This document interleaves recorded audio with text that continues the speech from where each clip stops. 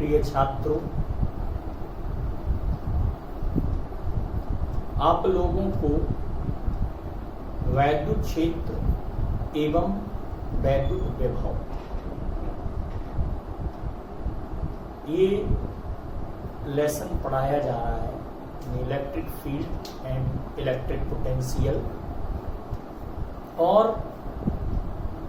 कई आर्टिकल इसमें डेरिवेशन आपको यहाँ पर करवाए गए। इसी में एक इम्पोर्टेंट व अंतिम आर्टिकल, एक समान वैद्युत क्षेत्र में वैद्युत द्विध्रुव को घुमाने में किया गया कार्य, अर्थात work done for rotating an electric dipole in an uniform electric field। ये आर्टिकल आप लोगों को समाकलन मेथड से करवाने जा रहे हैं, और बहुत छोटा सा आर्टिकल है और उतने ही इम्पोर्टेंट है। कभी कभी इसमें से न्यूमेरिकल आ जाता है, कभी कभी एक नंबर में फॉर्मूला ही पूछ लिया जाता है, कभी कभी पूरा डेरिवेशन ही 2 नंबर में आ जाता है, 3 नंबर में भी आ सकता है। ठीक है ना। तो जैसा कि आपको पिछले वीडियो में समझाया गया था कि एक समान वैद्युत क्षेत्र में इलेक्ट्रिक डाइपोल को जब हम रोटेट करते हैं, घुमाते हैं, तो वैद्युत द्विध्रुव पर इलेक्ट्रिक डाइपोल पर लगने वाले वॉल्यूम का आघूर्ण क्या होता है, और इसका सूत्र निकल के आया था τ बराबर PE sin थीटा। इसी सूत्र का उपयोग करके हम आगे बढ़ेंगे। ठीक है ना। तो देखिए,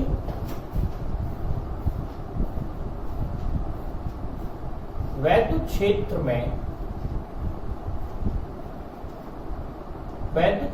में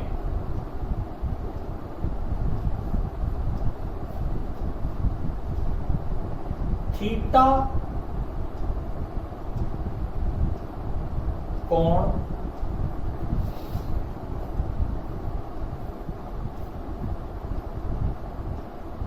पर रखे द्विध्रुव पर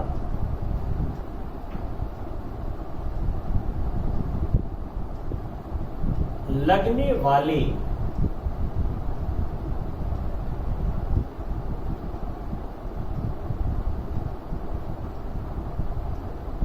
वॉल्यूम का आघूर्ण, एक फॉर्मूला है ना। एक कल हमने इसको पिछले वीडियो में इसका डेरिवेशन करवाया था। जिन्होंने नहीं देखा है उसको देख सकते हैं वीडियो। τ बराबर होता है PE sin थीटा। यहीं से स्टार्ट करेंगे। वैद्युत द्विध्रुव पर लगने वाले वॉल्यूम का आघूर्ण, जिसको τ से प्रदर्शित करते हैं, τ बराबर PE sin थीटा। वैद्युत द्विध्रुव आघूर्ण E वैद्युत क्षेत्र की तीव्रता है। ठीक है। अब देखिए, यदि इस अवस्था से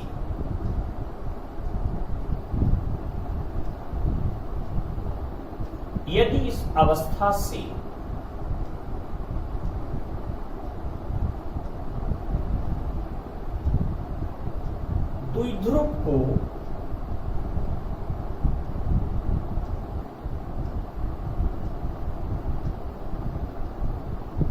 सूक्ष्म कोण डी थीटा से,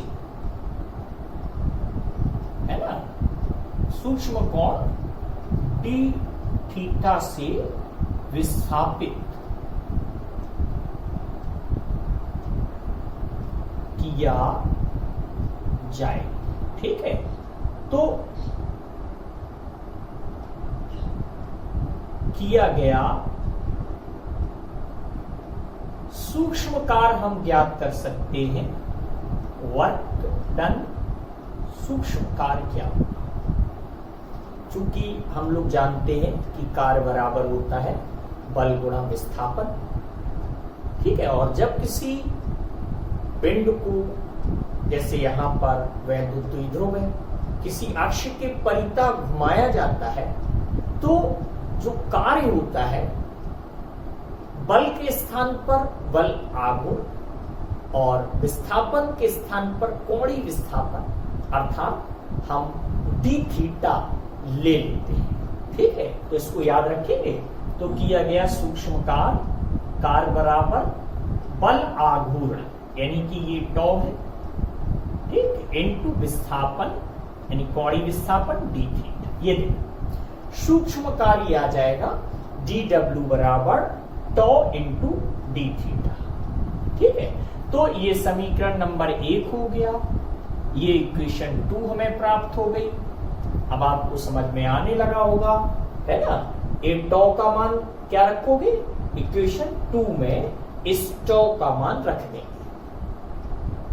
ठीक है। तो ये मिलेगा हमें अथवा डी डब्ल्यू बराबर हमें मिलेगा PE sine theta into D theta मिल गया, ठीक है। अब हम क्या करते हैं, ये तो हमने एक सूक्ष्म कार्य प्राप्त किया।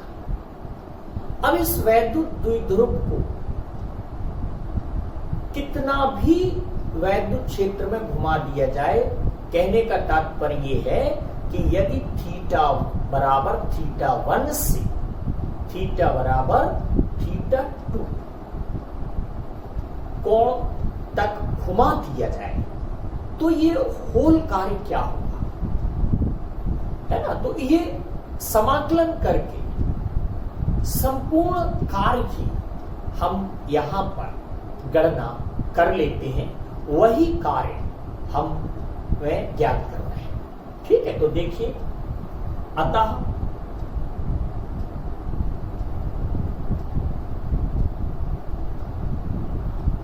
द्विध्रुव को कोण थीटा 1 से थीटा 2 कोण तक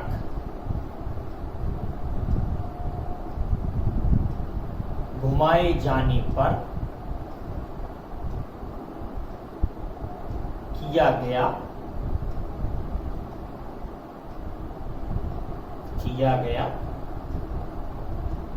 कार्य है। तो ये क्या हो जाएगा, ये संपूर्ण कार्य हो गया। और आप क्या करें, अब इसमें समाकलन करेंगे, ठीक है। लिमिट ले लेंगे थीटा 1 से थीटा 2 और डी डब्ल्यू, ठीक है। अर्थात इसको ऐसा भी लिखा जा सकता है, मान रख देंगे यहां से, ये हो जाएगा थीटा 1 से theta 2 PE sine theta into D theta, ठीक है। तो पी को कांस्टेंट लेते हुए बाहर निकालेंगे समाकलन के, और समाकलन केवल आपको साइन थीटा डी थीटा का करना होता है, तो इसको दिमाग में रखेंगे।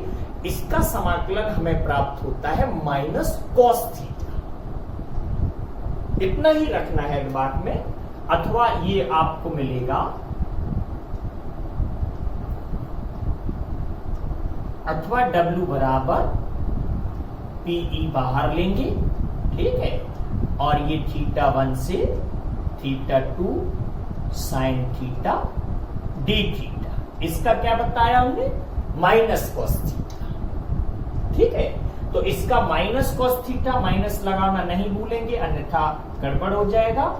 माइनस कॉस थीटा, तो माइनस बाहर निकाल लिया पीई, और ये लिमिट रख देंगे कॉस थीटा, ये पूरे का है ये माइनस कॉस थीटा, ठीक है। और ये क्या करेंगे, ये लिमिट रख दी थीटा 1 अपर लिमिट थीटा,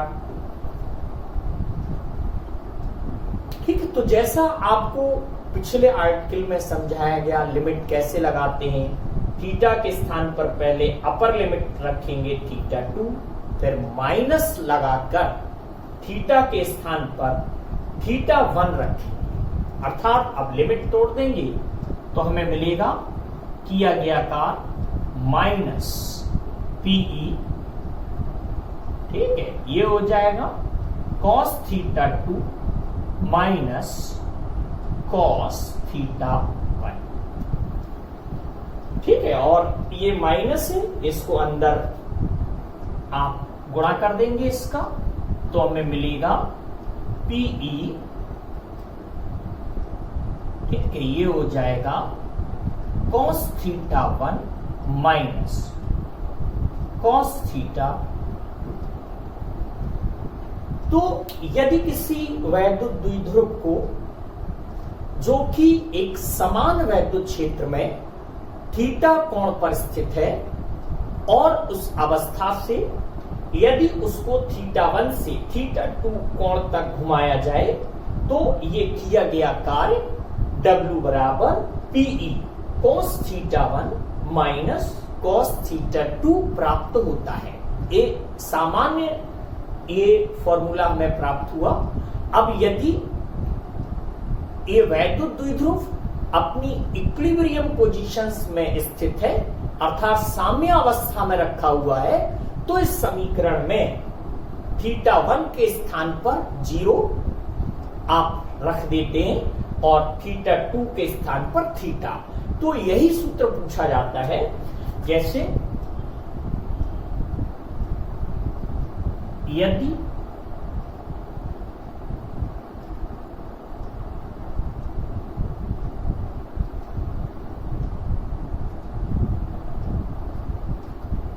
वैद्युत द्विध्रुव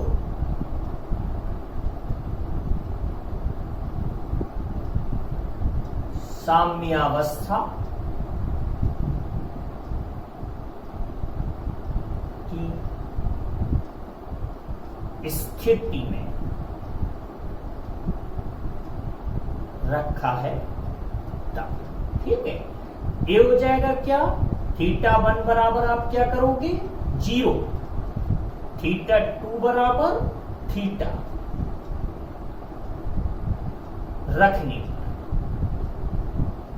और जैसे रखेंगे ये ही सूत्र पूछा जाता है, W बराबर में मिल जाएगा PE, है ना, और ये कोष्टक लगा के cos 0 का मान 1 होता है, तो ये 1 हो जाएगा, और cos थीटा 2 के स्थान पर थीटा रख दिया। तो ये फॉर्मूला यहां तक आपको दिमाग में रखना पड़ेगा कि वैद्युत द्विध्रुव को घुमाए जाने पर जो किया गया कार्य होता है W बराबर PE 1 माइनस cos थीटा होता है। अब ये हो गया, ठीक है। तो अब इसमें आप क्या करेंगे, हो सकता है सवालों में कोई कंडीशन लगाकर आपसे पूछा गया हो, जैसे यदि थीटा बराबर 90, इसका तात्पर्य वैद्युत द्विध्रुव क्षेत्र की दिशा से के लंबवत रखा हो, या 180 डिग्री से इसको घुमा दिया जाए, तो ऐसे में किया गया कार्य क्या होगा, इसी सूत्र में आप कंडीशन लगा देंगे, ठीक है ना। तो इसको दिमाग में रखिए आप, ठीक है। पहले द्विध्रुव को घुमाए जाने पर द्विध्रुव पर लगने वाले बलयुग्म का आघूर्ण टॉ बराबर पी साइन थीटा, फिर सूक्ष्म कोण डी थीटा से घुमा दिया, तो किया गया कार्य क्या हो गया, कार्य बराबर बल आघूर्ण इंटू कोणीय विस्थापन अर्थात डी थीटा, यहां से मान रखा, फिर थीटा 1 से थीटा 2 कोण तक घुमाए जाने पर किया गया कार्य, लिमिट लगा दी, समाकलन ले लिया, है ना, यहां से ये मान रख दिया, और इसको बाहर लेते हुए समाकलन के साइन थीटा डी थीटा, इस पूरे का समाकलन माइनस कॉस थीटा आया है, फिर ये लिमिट रख दी थीटा 1 थीटा 2, फिर लास्ट में ये लिमिट भी हमने ले ली, पहले अपर लिमिट थीटा के स्थान पर थीटा 2 रख के माइनस लगाते हुए थीटा के स्थान पर थीटा 1 रख दिया है, माइनस को अंदर ले लिया, हमें ये सूत्र प्राप्त हो गया। ठीक, यदि वैद्युत द्विध्रुव साम्यावस्था में हो, यानी इक्विलिब्रियम की पोजीशन में, तो थीटा 1 बराबर इसमें 0 रख देंगे और थीटा 2 बराबर थीटा, तो हमें एक सूत्र प्राप्त होगा W बराबर PE 1 माइनस cos थीटा। ठीक है, अब इसमें ये और दिमाग में रखेंगे कि फर्स्ट कंडीशन जैसा बताया कि यदि थीटा बराबर 90, ठीक है, तो किया गया कार्य क्या हो जाएगा, कार्य अथवा वर्क डन W बराबर हो जाएगा PE, है ना, ये हो जाएगा 1 माइनस 90, 1 माइनस 90, तो ये 0 हो गया, ये 0 हो गया, तो ये W बराबर हमें PE मिला, है ना। तो ये कार्य फिर PE के बराबर हो जाएगा। और सेकंड, यदि थीटा बराबर 180, ठीक है, तो ये किया गया कार्य हो जाएगा W बराबर PE 1 माइनस cos 180 का मान -1 होता है, तो माइनस माइनस प्लस हो जाएगा, ठीक है, 1 प्लस 1 तो 2 हो जाएगा, तो ये 2PE हो जाएगा। ठीक है, इस तरह से cos 180 का मान याद रखेंगे -1, तो ये माइनस माइनस प्लस हो जाएगा, तो 1 प्लस 1 2 हो गया, तो 2 हमने इधर ले लिया, 2PE, ये आ गया,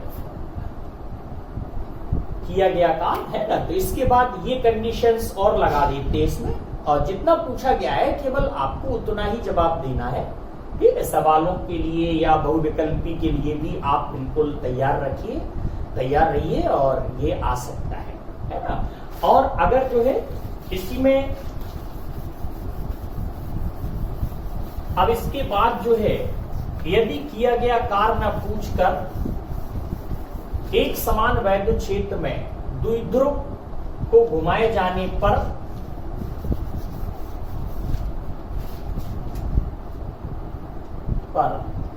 उसकी स्थितिज ऊर्जा वैद्युत, एक समान वैद्युत क्षेत्र में वैद्युत द्विध्रुव की स्थितिज ऊर्जा, है ना, वैद्युत द्विध्रुव की स्थितिज ऊर्जा,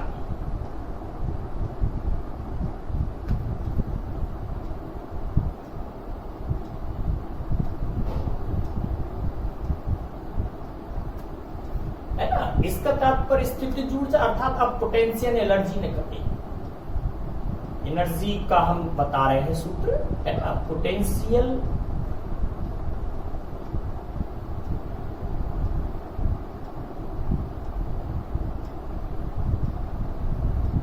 ठीक है, तो इसमें पोटेंशियल एनर्जी इसमें of an electric dipole, potential energy of an, ठीक है,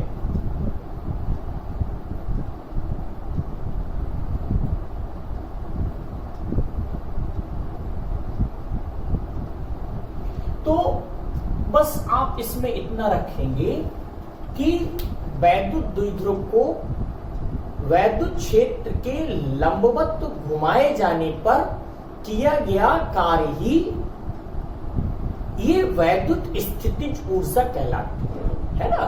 तो वास्तव में देखा जाए जहां जहां हम वैद्युत स्थितिज ऊर्जा की गणना करते हैं या स्थितिज ऊर्जा की गणना करते हैं, वहां पर सबसे पहले हम कार्य ही निकालते हैं और वही कार्य वैद्युत द्विध्रुव में यहाँ पर स्थितिज ऊर्जा के रूप में, या ठीक है, जो कार्य संचित हो जाता है वही उसकी वैद्युत स्थितिज ऊर्जा कहलाती है। ठीक है, तो वैद्युत द्विध्रुव को वैद्युत क्षेत्र के लंबवत घुमाए जाने पर किया गया कार्य वैद्युत क्षेत्र की स्थितिज ऊर्जा कहलाती है। चूंकि अभी हमने बताया कि हम जानते हैं कि स्थितिज ऊर्जा जो है, नहीं हम जानते हैं, यहां पर देखिए आप, है ना, हम जानते हैं कि W बराबर PE, ये होता है 1 माइनस PE, ये वाला सूत्र लेंगे, PE cos theta 1 minus cos theta. ठीक है, तो इसमें जो हो यदि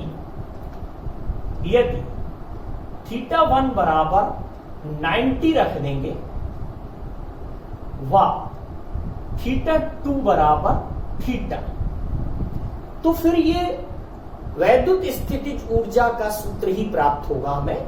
ठीक है, अतः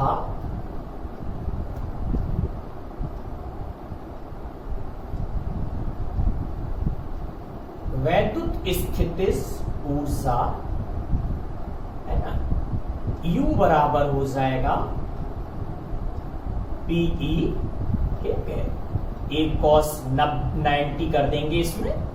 ठीक है, माइनस cos थीटा। ये तो वैद्युत स्थितिज ऊर्जा का सूत्र मिल गया, तो ये शून्य हो जाएगा और वैद्युत स्थितिज ऊर्जा माइनस PE है ना, माइनस PE और ये cos थीटा और हो जाएगा माइनस PE cos थीटा।